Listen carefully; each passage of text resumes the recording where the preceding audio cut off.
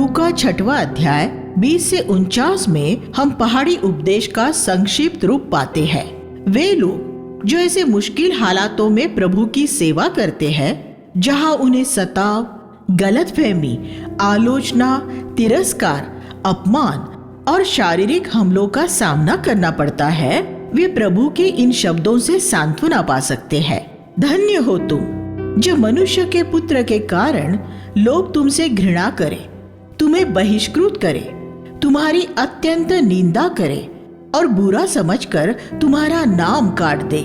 उस दिन तुम आनंदित होकर उछलना, कूदना, क्योंकि स्वर्ग में तुम्हारे लिए बड़ा प्रतिफल है, क्योंकि उनके पूर्वज भी नबियों के साथ ऐसा ही किया करते थे। 6वां अध्याय 22 और 23। क्या आप ये विश्वास करते हैं कि जब मनुष्य आपसे घृणा करते हैं, आपकी निंदा करते हैं, आपसे कोई व्यवहार नहीं रखते और आपके नाम को बदनाम करते हैं, तब आप एक धन्य व्यक्ति हैं। वे आपके संबंधी, दूसरे मसीही, गैर मसीही, पड़ोसी या कोई भी हो सकता है। अगर वे आपको इसलिए अस्वीकार करते हैं क्योंकि आप यीशु के शिष्य हैं और परमेश्वर के पूरे परामर्श का प्रचार करते हैं, तो यीशु ने कहा कि आप इतने आशीषित हैं कि आपको खुशी से उछलना कूदना चाहिए। ये आत्मा में नाचने का समय होता है। फिर ऐसा क्यों है कि अनेक मसीही लोकप्रियता और आदर चाहते हैं? यीशु जो तुम्हारा दूल्हा है, उससे घृणा की गई, उसका अपमान किया गया और वह बहिष्कृत हुआ। तब उसकी दुल्हन उसके साथ खड़े रहने के लिए क्यों तैयार नहीं है? लेकिन अगर दूसरी तरफ सभी लोग आपकी तारीफ करें और आपके बारे में अच्छी बातें बोले, तब ये संभव है कि आप एक झूठे नबी हैं, क्योंकि पुरानी वाचा में झूठे नबी हमेशा सम्मान पाते थे और उनकी प्रशंसा होती थी। झूठे नबी हमेशा सम्मान पाते हैं और उनकी प्रशंसा होती है, और हर एक शताब्दी में सच्चे नबियों की हमेशा आलोचना हुई है और उन्हें अस्वीकार किया गया है। हमें इन लोगों के साथ कैसा व्यवहार करना चाहिए? 6:27 कहता है, उनसे प्रेम करो और उनकी भलाई करो, उनके लिए प्रार्थना करो। मैं अपने सताने वालों के लिए इस तरह प्रार्थना करता हूँ, हे प्रभु, मुझे उनकी सेवा करने और उनके साथ भलाई करने का मौका दे, कि वे ये जाने कि जो बुराई उन्होंने मेरे साथ की है, उसके बदले मैं परमेश्वर के प्रेम में उनसे प्रेम करता हूँ। अगर उनकी आर्थिक जरूरत है तो मैं उसमें भी उनकी मदद करने के लिए तैयार हूँ। मैं उन्हें दिखाना चाहता हूँ कि मेरा राज्य इस पृथ्वी का नहीं है। हम एक ऐसे राज्य के हैं जो प्रेम से भरा है, उसमें घृणा का एक अणु भी नहीं है। इसलिए हम उन्हें आशीष दे सकते हैं जो हमें श्राप देते हैं। 6:28। अगर आप पवित्र आत्मा से भरे हुए नहीं हैं, तो आप ये जीवन नहीं जी सकते। जब लोग आपके साथ दुर्व्यवहार करें, तब सिर्फ उन्हें क्षमा कर देना ही काफी नहीं है। वह अच्छा है, लेकिन आपको उनके लिए प्रार्थना भी करनी है। जो हमारे गाल पर थप्पड़ मारता है, हम उससे झगड़ा करने से इनकार करते हैं। अगर वे हमारा अंगरखा ले तो हमें उन्हें अपनी कमीज भी दे देनी है। ये जीवन का ऐसा तरीका है जो संसार के जीवन से बिल्कुल उलट है, जहाँ सभी दूसरों को नीचे गिराकर खुद ऊंचा होना चाहते हैं। अगर आप मसीह की देह का निर्माण करना चाहते हैं, तो अपनी कलीसिया में आपको ये बात लोगों को सिखानी होगी। यीशु ने आगे कहा कि अगर तुम सिर्फ उनके साथ ही भलाई करते हो जिन्होंने तुम्हारे साथ भलाई की है, तो इसके लिए हमें कोई अंक नहीं मिलेंगे। पद 33। अगर हम उसे ही भेंट देते हैं जो हमें भेंट देता है, तो इसमें परमेश्वर की तरफ से हमें 0% मिलता है। लेकिन जब हम किसी ऐसे व्यक्ति के साथ भलाई करते हैं जिसने हमारे साथ बुराई की है, तो हमें 100% अंक मिलते हैं। 6:31 में यीशु ने कहा कि जैसा हम चाहते हैं कि लोग हमारे साथ व्यवहार करें, हमें भी उनके साथ वैसा ही व्यवहार करना चाहिए। क्या आप ये चाहते हैं कि लोग आपकी पीठ पीछे बुराई करें? अगर नहीं, तो पीठ पीछे उनकी बुराई करना छोड़ दे। क्या आप चाहते हैं कि जब आपने एक बड़ी गलती की हो तो लोग आपको क्षमा कर दे? तो जब लोग बड़ी गलती करें तो आप भी उन्हें क्षमा कर दे। ये बात इतनी सहज है। 6:36 में यीशु ने कहा कि एक क्षेत्र ऐसा है जिसमें हमें अपने स्वर्गीय पिता की तरह सिद्ध होना है, दया करने के क्षेत्र में। इस पद की तुलना मत्ती 5:48 से करें। तुम सिद्ध बनो जैसे तुम्हारा स्वर्गीय पिता सिद्ध है। हम परमेश्वर जैसे पवित्र, बुद्धिमान और शक्तिशाली नहीं हो सकते, लेकिन हम दूसरों को क्षमा करने में उसकी तरह सिद्ध हो सकते हैं। इसका अर्थ है कि अगर हमारे 10 शत्रु हैं, तो हम सभी 10 शत्रुओं को क्षमा करने द्वारा सिद्ध हो सकते हैं। जैसे तुम्हारा पिता दयालु है, वैसे ही तुम भी दयालु बनो। दूसरों का न्याय न करे। 6:37 उनका न्याय परमेश्वर के हाथ में सौंप दे, इसमें उसे आपकी मदद की जरूरत नहीं है। कंजूस न बने, बल्कि गरीबों को उदारता से दे। 6:38 और परमेश्वर आपको उदारता से देगा। एक धनवान व्यापारी ने जो अपने लाभ का 90% प्रभु को दे देता था, ये कहा, मैं फावड़े से भर भर कर धन को बाहर निकालता हूँ और प्रभु उसे फिर मेरी तरफ ढकेल देता है, लेकिन परमेश्वर का फावड़ा बड़ा है। 6:40 में यीशु ने हमें आश्वासन दिया कि अगर हम उसे, हमारे शिक्षक को, हमें पूरी तरह प्रशिक्षित करने की अनुमति देंगे, तो एक दिन हम उसके जैसे हो जाएंगे। ऐसे अद्भुत प्रतिज्ञा के लिए परमेश्वर का धन्यवाद हो। इसलिए हम उसे ये अनुमति दे कि हमें सिखाने के लिए वह हमें पीड़ाओं और परीक्षाओं में से ले चले। स्त्रियां जिन्हें आशीष मिली।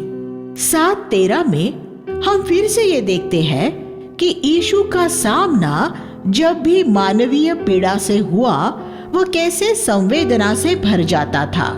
जब प्रभु ने 9 में उस विधवा को देखा जिसका बेटा अभी अभी मरा था, तो उसके प्रति उसका हृदय संवेदना से भी भर गया।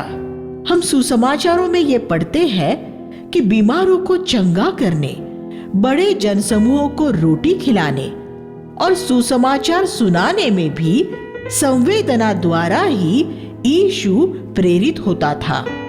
कलीसिया में हर एक सेवकाई यीशु द्वारा हमारे हृदयों में भरी जाने वाली संवेदना में से ही आनी चाहिए। उन लोगों के बारे में विचार करें जो पीड़ा भोग रहे हैं, धोखे में पड़े हैं और शैतान द्वारा पथभ्रष्ट किए जा रहे हैं। परमेश्वर को ये अनुमति दे कि वह आपके हृदय में उनके लिए संवेदना भरे और फिर उस संवेदना में होकर जाए और उनकी सेवा करे, उन्हें संदेश सुनाए, उन्हें सिखाए और उनके लिए प्रार्थना करे। 7:36 में हम एक फरीसी के बारे में पढ़ते हैं जिसने यीशु को भोज के लिए आमंत्रित किया। यीशु में गर्व नहीं था कि वह एक फरीसी द्वारा बुलाए जाने पर उसके घर न जाए। वह ऐसी हर एक जगह जाता था जहां वह लोगों को आशीष दे सके। वह सिर्फ पापियों के घर में ही नहीं जाता था, तो वह फरीसियों के घरों में भी जाता था। तब वहां एक मन फिराई हुई वेश्या आई और उसने अपने पाप क्षमा होने और उद्धार पाने के लिए अपनी कृतज्ञता व्यक्त करते हुए यीशु के पैरों पर बहुमूल्य इत्र मला। इसमें कोई शक नहीं कि उसने वो बहुत महंगा इत्र अपने वेश्यावृत्ति के कमाई से ही खरीदा होगा। व्यवस्था विवरण 23:18 में ये स्पष्ट आज्ञा है कि वेश्यावृत्ति की कमाई परमेश्वर को अर्पित न की जाए। क्या यीशु उस पवित्र शास्त्र के बारे में नहीं जानता था? वो अवश्य ही जानता था, लेकिन वह अपने मेजबान की तरह विधिवादी नहीं था। उसके मेजबान शमौन फरीसी ने सोचा, अगर ये मनुष्य एक नबी होता तो ये जान लेता कि उसे छूने वाली स्त्री कौन है। तब यीशु ने उसे एक ऐसे व्यक्ति के बारे में एक दृष्टांत सुनाया जिसने अपने 2 कर्जदारों को माफ किया था। एक व्यक्ति के 500 दिनार क्षमा किए गए और दूसरे के 50 दिनार। जब दोनों ही उसका कर्ज न चुका सके तो उसने दोनों का कर्ज माफ कर दिया। तब उससे कौन ज्यादा प्रेम करेगा? शमौन ने कहा, वही जिसका ज्यादा कर्ज माफ हुआ था। इसमें यीशु ने यह संकेत दिया कि क्योंकि शमौन ये सोच रहा था कि उसने ज्यादा पाप नहीं किए हैं, इसलिए वह परमेश्वर से कम प्रेम करने वाला था। लेकिन वह मन फिराई हुई वेश्या परमेश्वर से ज्यादा प्रेम करने वाली थी, क्योंकि वह जानती थी कि वह बड़ी पापिन है और उसे बहुत क्षमा मिली है। प्रभु के लिए हमारा प्रेम इस बात पर निर्भर होता है कि हमें ये बात कितनी समझ आई है कि हमें क्षमा मिल चुकी है। बहुत से मसीही लोगों में एक झूठी दीनता होती है जो उनसे ये कहलवाती है, मैं सबसे बड़ा पापी हूँ। अगर आप अपने बारे में वास्तव में इस सत्य पर विश्वास करते हैं तो आप सबसे बढ़कर यीशु को चाहेंगे। जिसके ज्यादा पाप क्षमा हुए हैं उसे ज्यादा प्रेम करना चाहिए। लेकिन ऐसे कुछ लोग जो सबसे बड़े पापी होने का दावा करते हैं अक्सर प्रभु के लिए नहीं जीते, बल्कि ज्यादा धन की खोज में रहते हैं। लेकिन वे सिर्फ एक नम्र और दीन व्यक्ति के रूप में लोकप्रिय होने के लिए ऐसे पुण्य शब्दों का उपयोग करते हैं। पौलुस की तरह कभी ये न कहे, मैं सबसे बड़ा पापी हूँ, जब तक कि आप मसीह की खातिर अपना सब कुछ छोड़ने के लिए तैयार न हो। अगर आपको ज्यादा क्षमा मिली है तो आप सबसे ज्यादा प्रभु से प्रेम करेंगे। अगर आपने प्रभु के लिए सिर्फ थोड़ा ही छोड़ा है तो यह साबित कर देगा कि आपका ये विश्वास है कि आपके थोड़े ही पाप क्षमा हुए हैं। 8वां अध्याय 1 से 3 में हम पढ़ते हैं कि कुछ धनवान स्त्रियां यीशु के समूह और उसकी सेवकाई की आर्थिक मदद करती थी।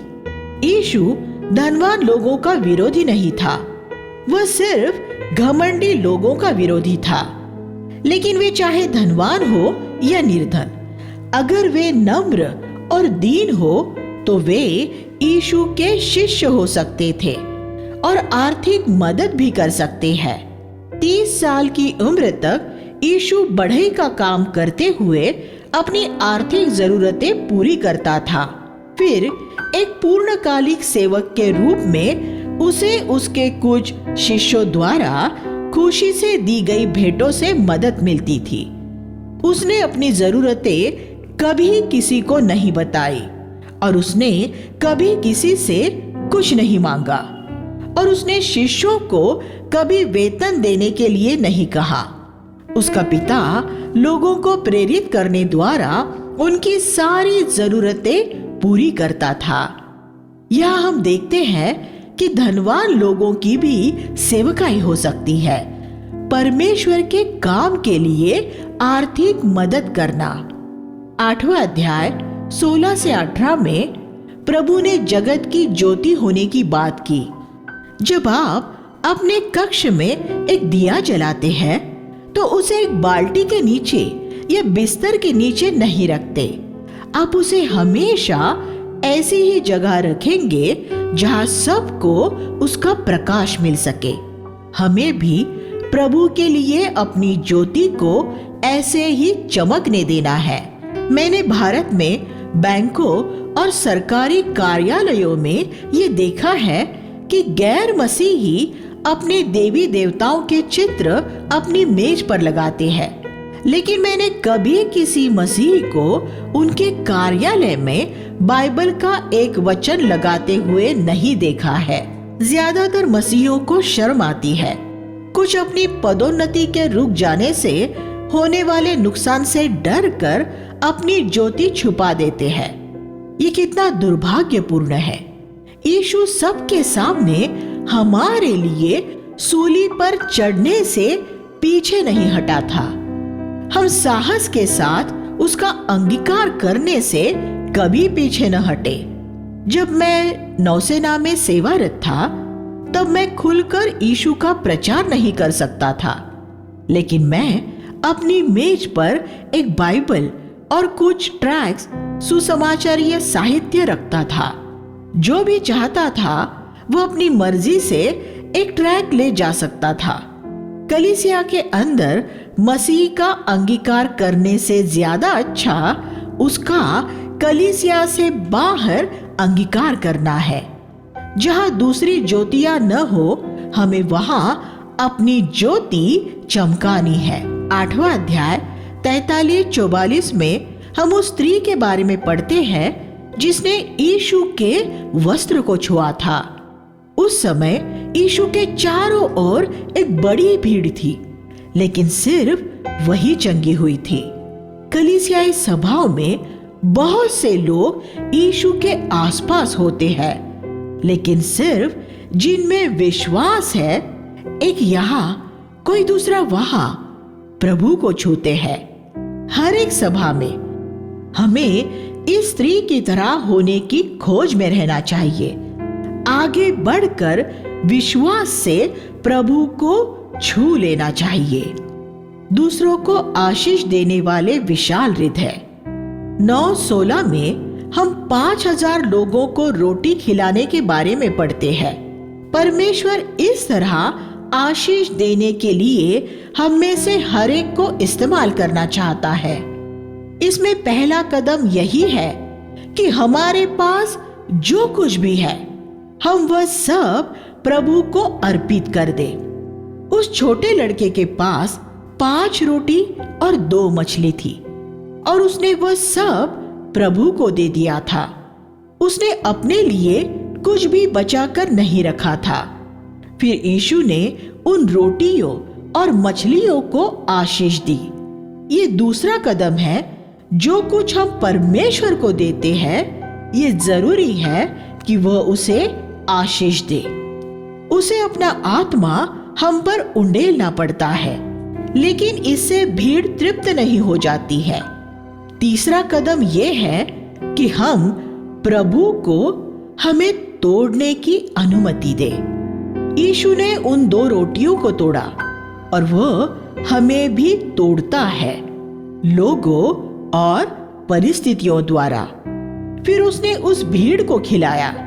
मैंने आत्मा से भरे ऐसे बहुत से विश्वासी देखे हैं जो उनके जीवन के लिए परमेश्वर के उद्देश्य पूरे नहीं कर पाते, क्योंकि वे प्रभु को उन्हें तोड़ने के अंतिम चरण में से ले चलने की अनुमति नहीं देते। उन्होंने अपना सब कुछ प्रभु को अर्पित कर दिया है और उन पर पवित्र आत्मा का अभिषेक भी है, लेकिन वे स्वाभिमानी हैं और टूटे नहीं हैं। उनकी सेवकाइयों में बड़ी संख्याएं हो सकती है, लेकिन उनके काम का स्तर नीचा होगा। झूठे पंथों में भी बड़ी संख्याएं होती है। इसलिए आपकी कलीसिया में ज्यादा लोगों के जुड़ जाने से खुश न होना। उन लोगों की गुणवत्ता क्या है? क्या वे सिर्फ धार्मिक रीति से मन फिराए हुए लोग हैं या शिष्य है? यह एक दृष्टांत है। एक मादा खरगोश ने एक बार शेरनी के सामने ये डिंग मारी कि इस वर्ष उसने 20 बच्चे पैदा किए थे, और फिर उसने उससे पूछा कि उसके कितने बच्चे हुए थे। शेरनी ने कहा, सिर्फ 1, लेकिन वह शेर है। 20 मन फिराए धार्मिक व्यक्तियों से अच्छा एक शिष्य है। 9:23 लूका के सुसमाचार में एक बहुत ही महत्वपूर्ण पद है।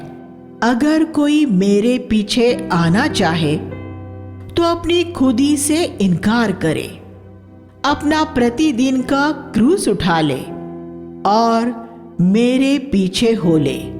आप तब तक यीशु के पीछे नहीं चल सकते जब तक अपनी खुदी से, अपने आप से इनकार नहीं करते और अपने खुदी में प्रतिदिन नहीं मरते।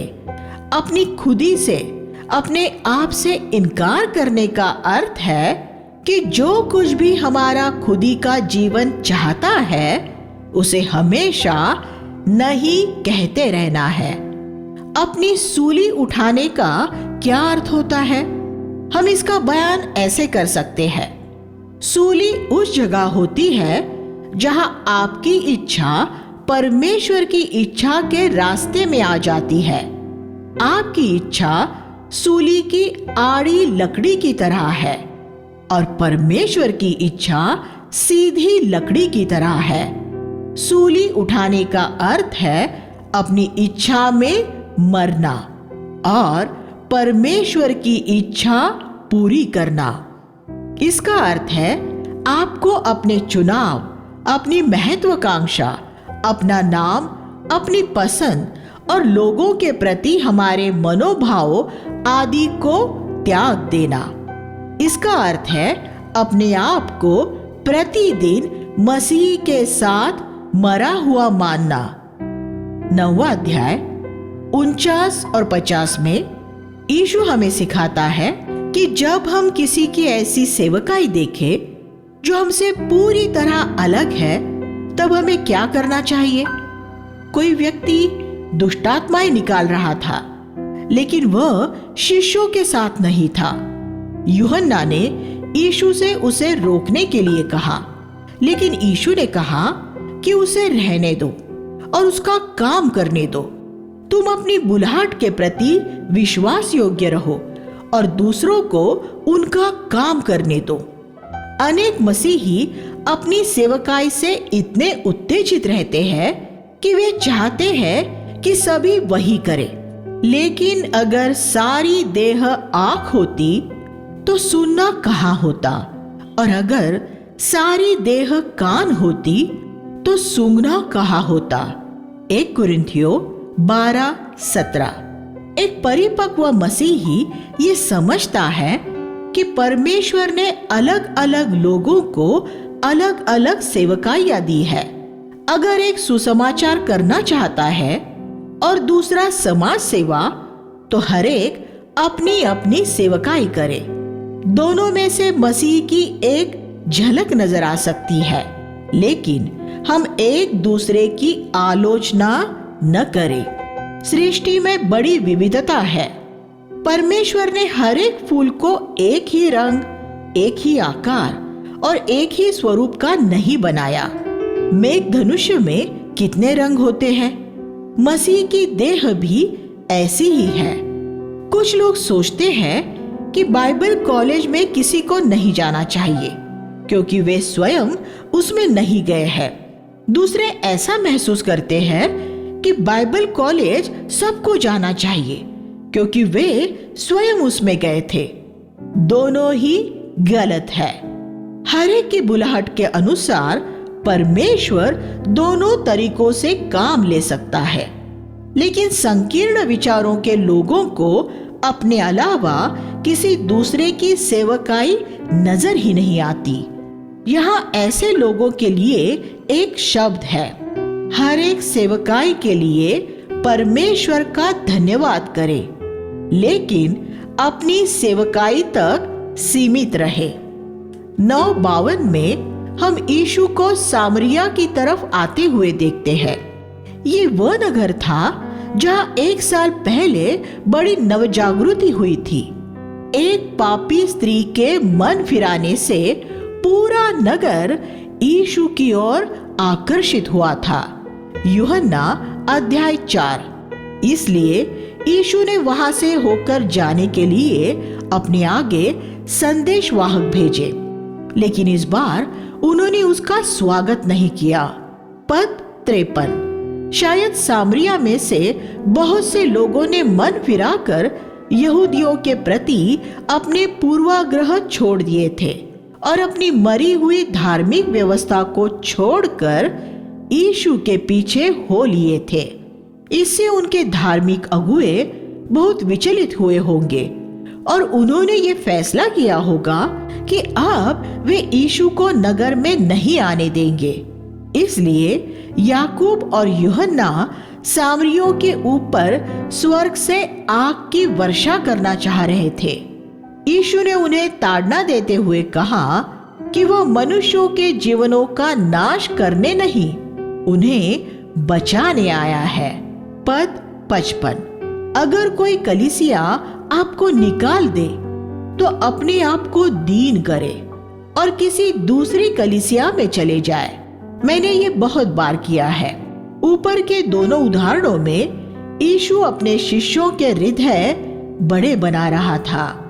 मैंने अनेक मसीही समूहों में देखा है कि अगुए का दिल बड़ा होता है, लेकिन उसके अनुयायी संकीर्ण विचारों वाले होते हैं, और ये इसलिए होता है क्योंकि वे अपने अगुए की तरह परमेश्वर को नहीं जानते। जॉन वेस्ली और जॉर्ज व्हाइटफील्ड 18वीं शताब्दी के इंग्लैंड में 2 महान प्रचारक हुए। जॉन वेस्ली और उसके अनुयायियों का विश्वास और संदेश ये था कि एक व्यक्ति उद्धार पाने के बाद अपना उद्धार खो भी सकता है। जॉर्ज व्हाइटफील्ड और उसके शिष्यों का मानना था कि जो व्यक्ति एक बार उद्धार पा लेता है वह हमेशा के लिए बच सकता है। लेकिन वेस्ली और व्हाइटफील्ड अच्छे मित्र थे, और जब व्हाइटफील्ड मर गए तो वेस्ली ने ही उनकी दफन विधि की थी। वेस्ली के किसी अनुयायी ने उनसे पूछा, क्या आपको ये आशा है कि आप जॉर्ज व्हाइटफील्ड को स्वर्ग में देखेंगे? जॉन वेस्ली ने कहा, मुझे यकीन नहीं है, क्योंकि वह सिंहासन के इतने पास होगा और मैं इतना दूर कि शायद मैं उसे देख न पाऊं। वेस्ली के अनुयायी संकीर्ण सोच वाले थे, लेकिन वेस्ली एक नम्र, दीन और बड़े दिल वाला व्यक्ति था जो व्हाइटफील्ड को अपने से श्रेष्ठ मानता था। 10:5 में यीशु ने अपने शिष्यों से कहा, जिस घर में भी प्रवेश करो पहले कहो, इस घर में शांति बने रहे। अगर उस घर में कोई शांति के योग्य होगा तो तुम्हारी शांति उस पर ठहर जाएगी, अगर नहीं तो वह तुम्हारे पास लौट आएगी। सागर रूपी संसार की अशांति के बीच हमारे घर शांति के द्वीप होने चाहिए। अगर घर की स्त्री शांति वाली न हो तो भी पुरुष को घर का मुखिया होते हुए एक शांत व्यक्ति होना चाहिए। घर का पुरुष ऐसा हो जो झगड़ा, लड़ाई, बहस या गुस्सा न करने वाला हो और न ही किसी तरह के विवादों में पड़ने वाला हो। 10:19 में हम पढ़ते हैं कि यीशु ने अपने शिष्यों को शैतान की सारी ताकत पर अधिकार दिया और उनसे प्रतिज्ञा की कि उन्हें कुछ भी हानि नहीं पहुंचा सकेगा। अधिकार और शक्ति में फर्क होता है। एक ट्रक में बहुत शक्ति हो सकती है, लेकिन जब एक मामूली सा पुलिस वाला उसे हाथ दिखाता है तो वह रुक जाता है, क्योंकि पुलिस वाले के पास अधिकार है। ये शैतान की सारी शक्ति के ऊपर हमारे अधिकार का चित्र है। बाइबल कहती है, परमेश्वर के अधीन हो जाओ और फिर शैतान का सामना करो तो वह तुम्हारे पास से भाग जाएगा। याकूब चौथा अध्याय 7 और 8। शैतान हमारे पास से बिजली की तेजी जैसा भागेगा, 3 लाख किलोमीटर प्रति सेकंड की रफ्तार से, क्योंकि यही वह रफ्तार है जिसमें यीशु ने शैतान को गिरते हुए देखा था। 10:18। लेकिन हम इस बात में आनंद नहीं मनाते कि शैतान हमारे अधीन हो गया है, लेकिन हम इस बात में आनंद मनाते हैं कि हम परमेश्वर की संतान बन गए हैं। हम इसमें आनंद नहीं मनाते कि हमने परमेश्वर के लिए क्या किया है, बल्कि इसमें कि परमेश्वर ने हमारे लिए क्या किया है। उसने हमारे नाम जीवन की पुस्तक में लिखे हैं, दृष्टांत जिनमें संदेश है। 10वां अध्याय 10 से 37 में हम दयालु सामरी का दृष्टांत पढ़ते हैं। लेवी और याजक सम्मानित धर्म मतों के सदस्य थे और उनके सभी धर्म सिद्धांत सही थे, लेकिन उन्होंने उस जरूरतमंद व्यक्ति की कोई मदद नहीं की थी। हम कुछ न करने द्वारा भी पाप कर सकते हैं, लेकिन वह सामरी एक तुच्छ धर्म मत का सदस्य था, जिनके धर्म सिद्धांत बहुत से मामलों में गलत थे, लेकिन उस जरूरतमंद व्यक्ति की मदद उसने ही की। यहाँ यीशु ये सिखा रहा था कि जिन लोगों के धर्म सिद्धांत सही नहीं होते, अक्सर वही गरीब और जरूरतमंद लोगों के लिए सही धर्म सिद्धांत वालों से ज्यादा मदद करने वाले साबित होते हैं। लेवी और याजक की दिलचस्पी रास्ते में पड़े उस व्यक्ति की मदद करने से ज्यादा यरूशलेम में हो रही उनकी सभा में पहुंचने में थी। दयालु सामरी ने अपना काम छोड़ दिया, लेकिन उसने इस व्यक्ति की मदद की। मसीह के न्यायासन के सामने हम ये देखेंगे कि अनेक लोग जिनके धर्म सिद्धांतों में कुछ मामूली कमियां थी, उन लोगों से ज्यादा प्रतिफल पाएंगे जिनके सभी धर्म सिद्धांत सही थे। इसलिए हम उन्हें तुच्छ न जाने जो दूसरे धर्म मतों में अपना काम हमसे कुछ अलग तरह से कर रहे हैं। परमेश्वर उन सब लोगों को मूल्यवान मानता है जो मसीह के नाम में गरीब लोगों की संवेदना के साथ सेवा करते हैं।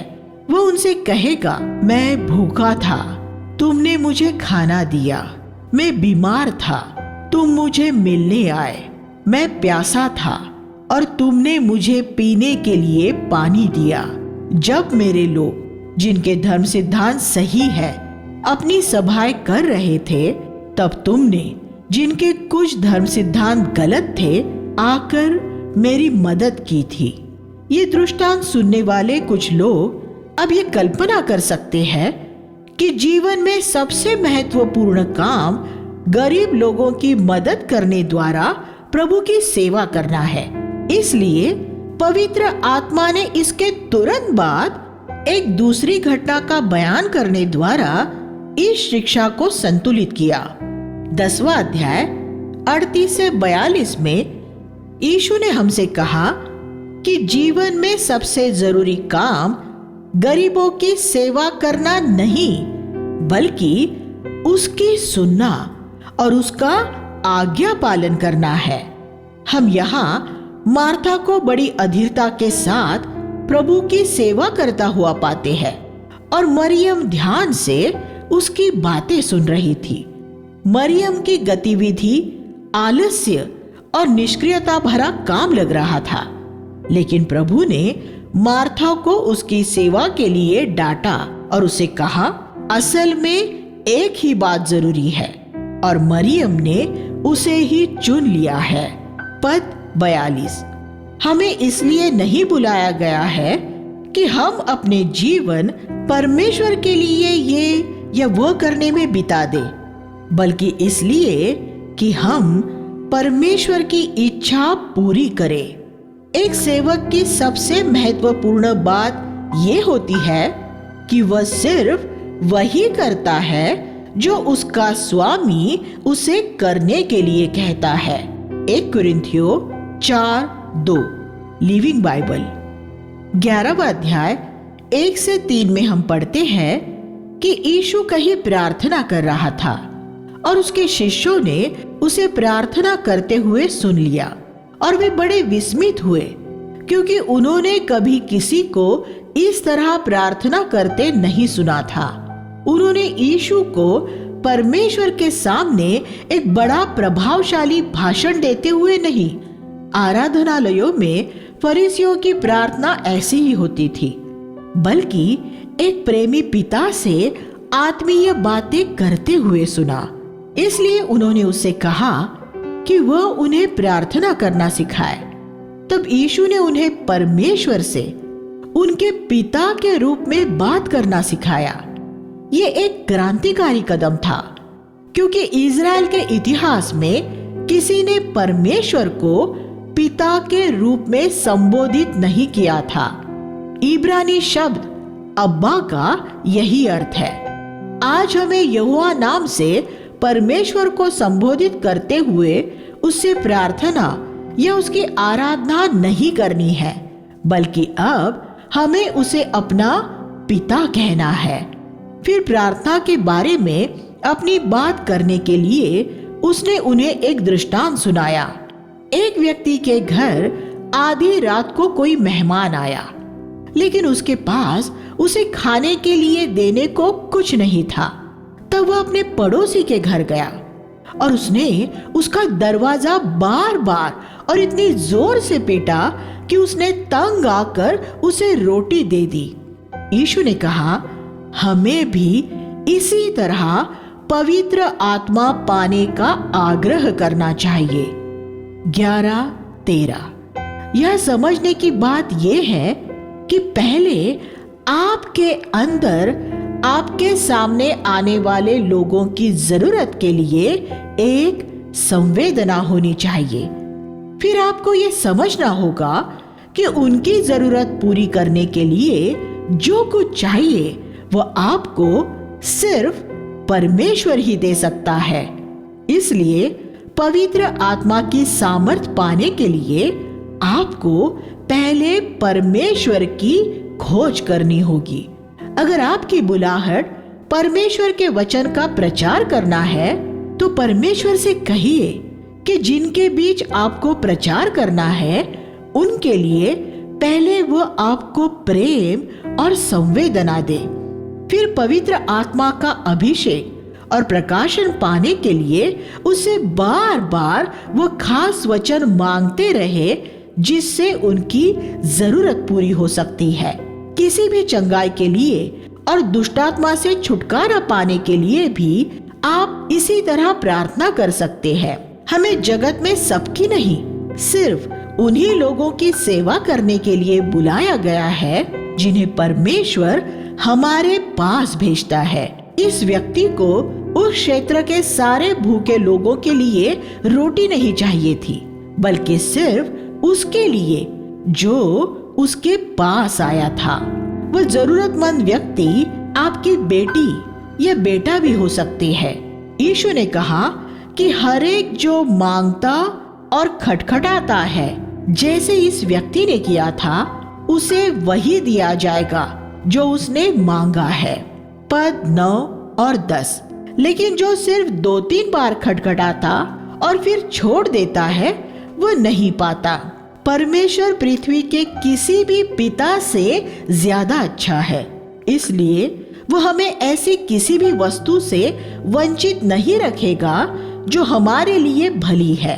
पद 11। इसलिए हम प्रेम का पीछा करें और पवित्र आत्मा के वरदान पाने की धुन में रहे। 1 कुरिन्थियों 14:1। लूका 12:1 में यीशु ने अपने शिष्यों से कहा कि वे फरीसियों के खमीर से सावधान रहे, जो उनका पाखंड है। पाखंड का मूल शब्द अंग्रेजी भाषा का नहीं, यूनानी भाषा का है, हिपोक्रिसिस। अगर अनुवादकों ने इसका भावानुवाद न करते हुए इसका अनुवाद वैसा का वैसा ही किया होता जैसा बाकी के मूल पाठ का किया है, तो इसका सही अनुवाद अभिनय या रंगमंच पर अभिनय किया गया होता। प्राचीन यूनानी में एक हिप्पोक्रेट अभिनेता होता था, इसलिए यीशु हमें चेतावनी दे रहा था कि हमें पवित्र लोग होने का अभिनय नहीं करना है।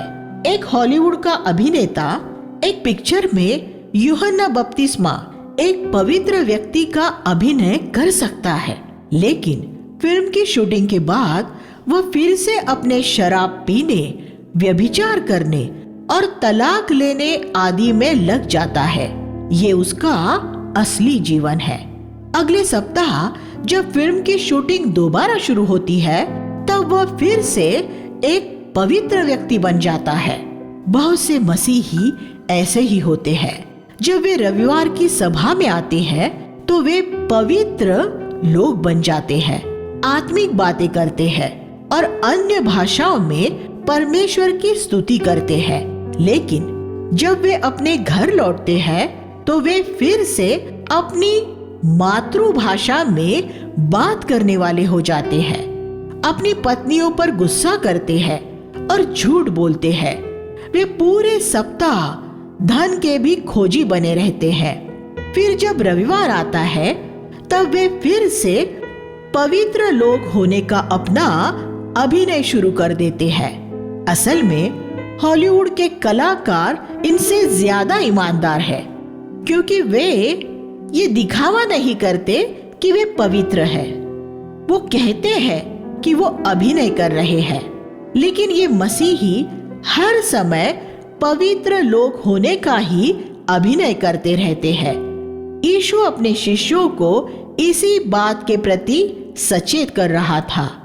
जैसे हम सप्ताह के बाकी दिन होते हैं, हमें रविवार को भी वैसा ही रहना है।